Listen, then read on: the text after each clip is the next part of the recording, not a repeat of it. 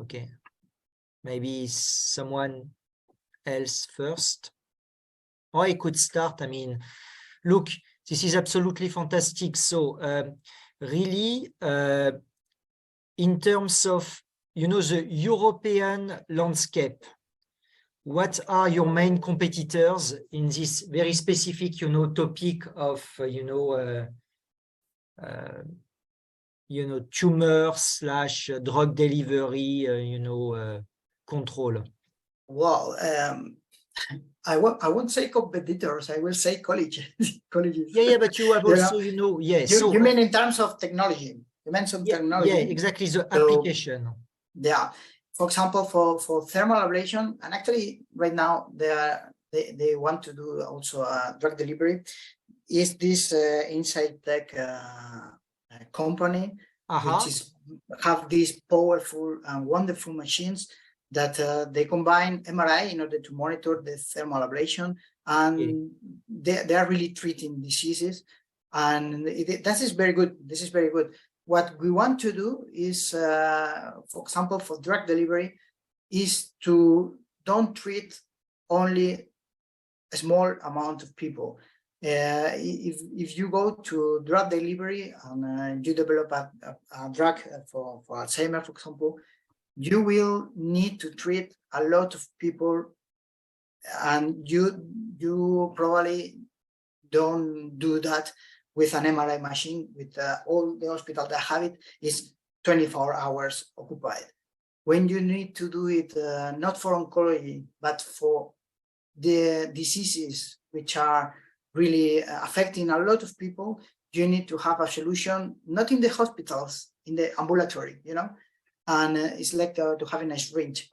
So in this place is where we want to develop these things, and probably they are not good for everything, but if I want to win a race, probably I will drive a F1 now, but if I want to go to shop, I don't need that. And if every of us have a Ferrari, the world is ending. We need to use the bicycle, and that's where we want to do that, is to democratize this. I love this word. Yeah, and I absolutely love this. So you want to make this available to essentially anyone? Well, it should be budget independent.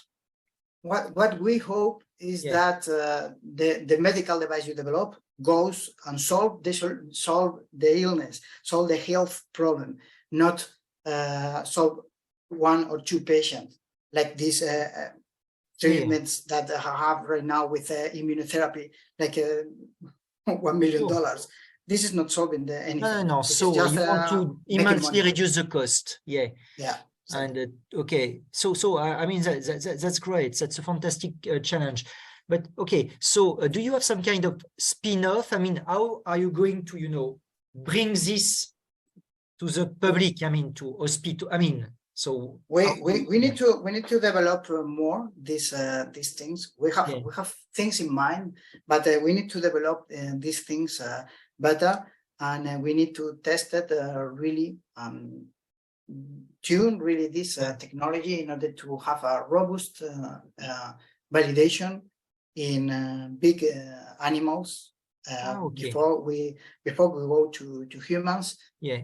Because my feeling is that when these fancy things, if you really run and you do the things which can be done, but you do the things wrong because you run it, then the whole community is going to say that this is not working, and probably it's because you run it really because you need to run, and we want to do it right. So okay, it's right now. It's what, TRL 3, 4. How far are you? So it's a. Wow. It's difficult to say. Probably it's around there. We have the device validated. We have other clinical devices we are developing these things, but it's difficult to say actually. It depends on the application. We have several applications in mind. One is more developed, other are more in the lab. But yes, we are in contact with the hospitals. Our goal is to have this to the clinics. It's not an easy task, but I hope at least we tried. Super. So I mean, this was amazing. I wasn't aware of all these developments. I mean, it's fantastic. So people, come forward with your questions first. You know, this can be on the scientific side, this can be on the application side. Thank you, Sebastian, for this course. You know, I've got some friends, colleagues in Marseille. They develop also some really great stuff for MRI, but it's on the electromagnetic side. Yeah. And what they have developed is a technique that allows them to hugely increase the contrast in MRI imaging with, very low Tesla, small Tesla. And I think you follow a different path, but I think it's a similar story, Low Tesla is the future of MRI imaging. Right now, there was a trend of having more and more powerful, and you know that each Tesla is $1 million. Yeah, so they did just the opposite. Machine. They had a metamaterial dressing inside. Yeah. And it's a European project. And it's cheaper. And I think the way to go for you as well effectively is democratize. This is all we want to do. Exactly. But at some point, effectively, you will need some kind of, perhaps helps even from the European Union. I mean, you need, to push through. I mean, you need some human power. And we know that very well. Yeah, and in terms of metamaterials development, what else do you see in the future, that can help you towards achieving this goal? I mean, in terms of the metamaterial science, the acoustic and thermal metamaterial science.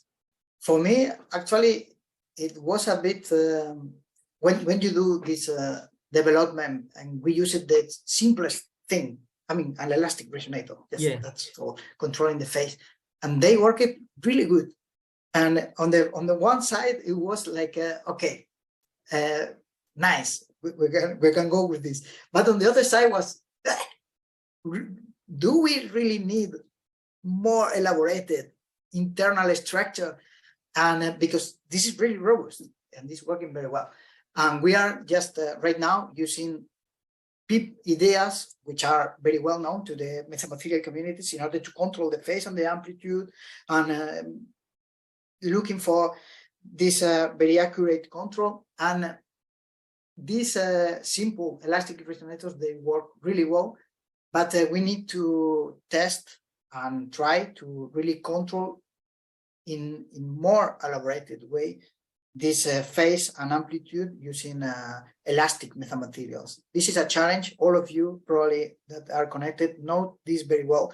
Models are very difficult to have simple models that fits well to the experiments, but we need that. So any help or any developments that people from the mathematical community that want to push this in the right direction, they are welcome. This is the way to do it. This on one hand, and the other hand for me is 3D printing is okay because it's cheap, and actually for a treatment it's okay. You can 3D print the material in the hospital. It's okay. It's not a big issue. But for the point of view of performing the treatment, it is desirable to have a reconfigurable metasurfaces. Okay. And this is for me the next challenge. All right. The next challenge, and it's difficult. It's very difficult. It's difficult, but we will do it. Sure. So when you think reconfigurable, you also think time modulated, I mean, can you say a few words on space-time acoustic metamaterials? Yeah, more than space-time, because my feeling is that when people spoke about space-time, they refer to fast changes. Yes. And what I want is just to reconfigure the thing. Okay. And let the thing there for a few minutes. Okay. So it's nothing that is going to change in the scale of the period of the wave. Okay. It's something which is changed in the period of 1 second. Look, it's still space-time, but it's in, let's say, the homogenization. Exactly, something like this. So something like this. So it's difficult. You can do it, but it's going to be difficult. It's a challenge, and that's why they pay us to go to the challenge. No, I mean, this is fantastic. You know, this brings lots of inspiration. This is exactly what we want to see. I mean, great applications, and then this fuels interest for the theory. And I mean, yeah, great. So people, I mean, I know that some people here should have some, you know, big questions. You know, is there any question mark regarding what Noé has achieved? I mean. Yeah, Emil, great. Hi, Emil. Long time no see. Hello. Hi. Thank you so much for yes, extremely interesting and inspiring talk. Thank you.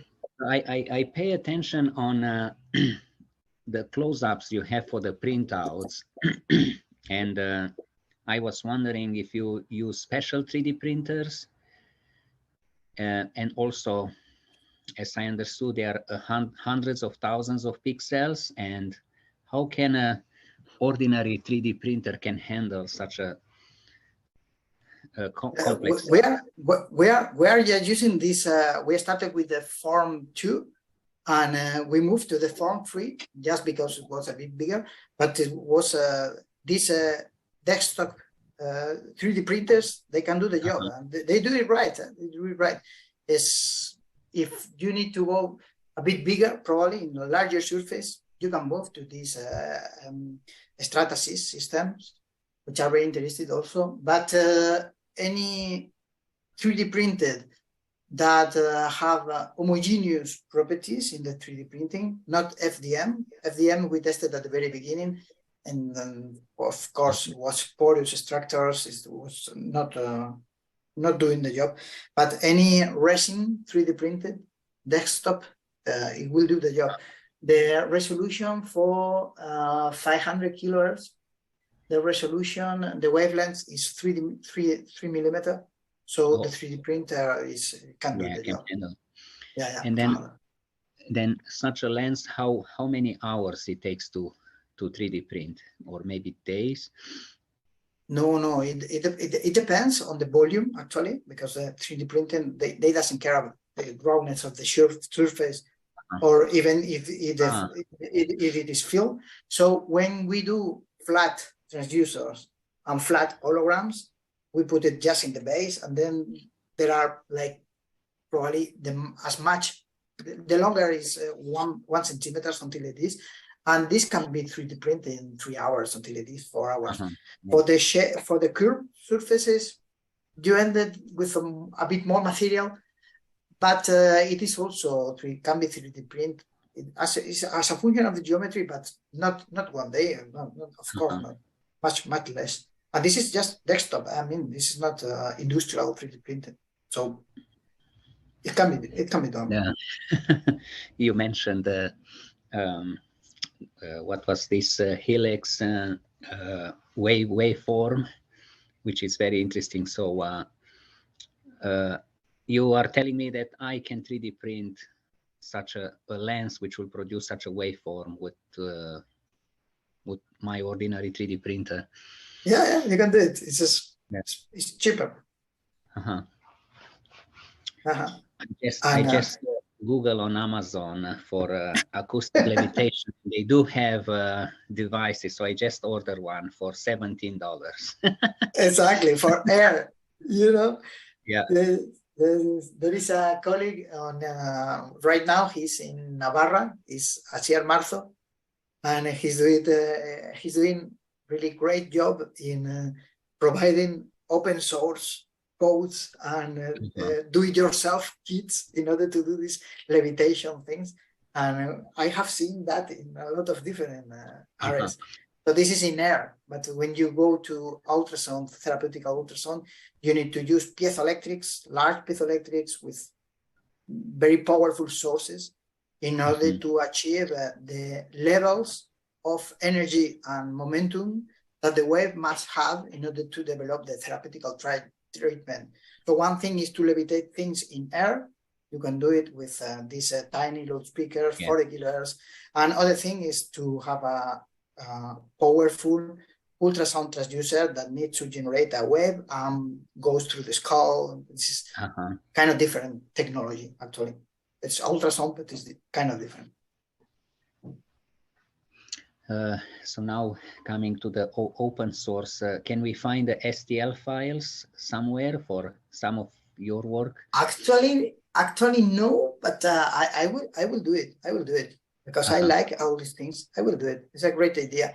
Actually, I was in contact with a collaborator, which was already in Columbia and Antonio Popoulos, and right now is in King's College, right now there in London.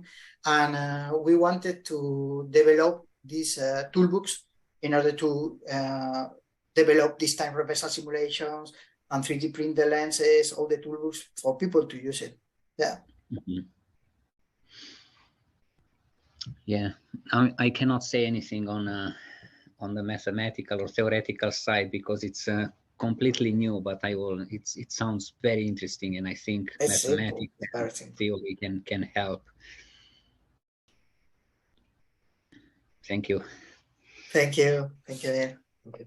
So thanks a lot, Emile, for this great chat with Noé. So anyone else wants to jump in the pool to dive?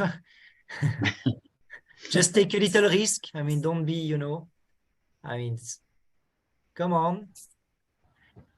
I mean, it's a unique opportunity to talk with Noé. You can see, I mean, he's doing great things. I mean, in France, obviously, we have our great master, Matthias Fink, but I mean, you're also doing something amazing. I mean, so I suppose that you must chat with Matthias Fink from time to time because he has similar interest to you. I mean, yeah. I meet him once in actually in a conference. I want to chat with him because all of these concepts of time reversal, which are actually very intuitive, actually, if you think about, and they are in his papers from very long time ago. So not the concept for biomedical thing, but the physics they are there in these 99 papers. So it's very encouraging also to build over the works of all the people. I also take ideas from a lot of people from the metamaterial community. So away from shaping, actually. But it's the way in order to build applications. Actually, there's nothing new. I mean, we are using elastic resonator. That's that. But these are absolutely fantastic applications. I mean, it's only time that someone does it because I can see that.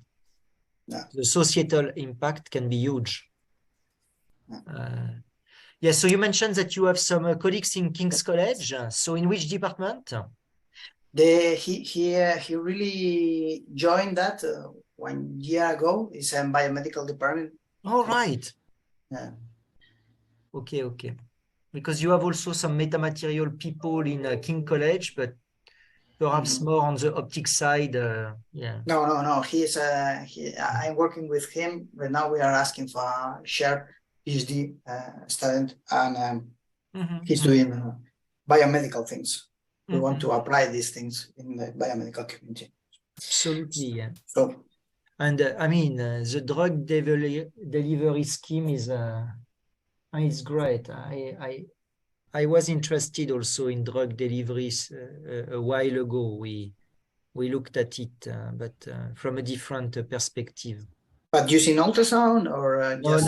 No. It was purely making use of anisotropy to delay drug diffusion in graphene oxide nanospheres. I mean, coated with peptides and conjugated with antibodies. I mean, but it was, a different approach. But essentially, the idea with that was that we were designing some kinds of invisibility cloaks for biochemical species. We would put the drug within the cloak, and thanks to the strong anisotropy of the shell, we would delay the drug diffusion. And okay, yeah, but engineering materials. Look, I mean, this is fascinating because essentially you're translating ideas from optics and so on into your world, and then reaching out to the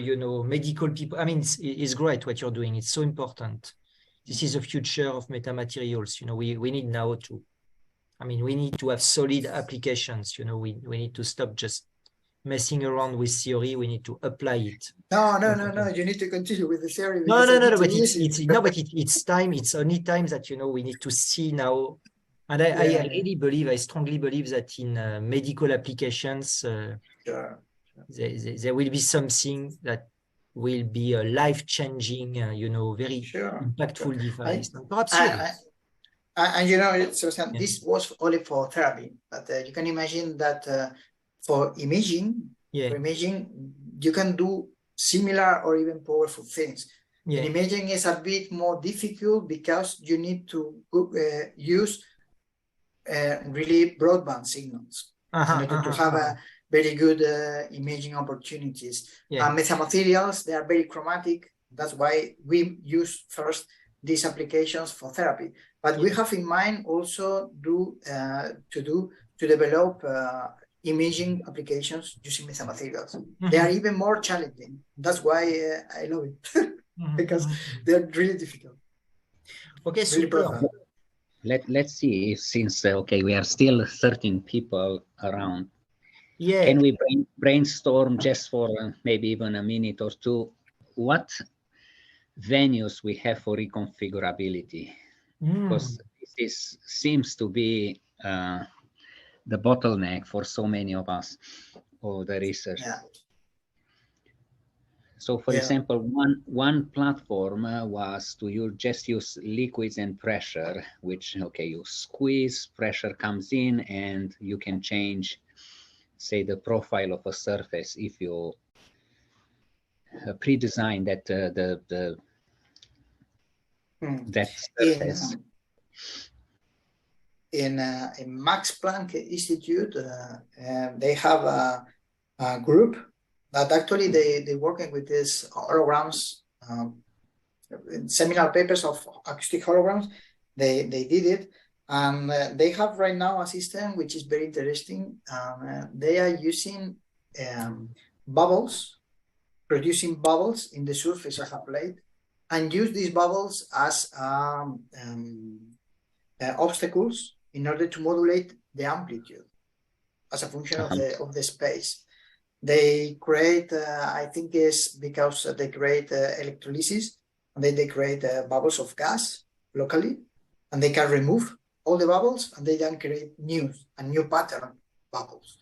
And when ultrasound is trying to propagate through water, and they encounter this bubble curtain, this bubble structure, they get reflect because it's water, and it's water and air interface, and they can modulate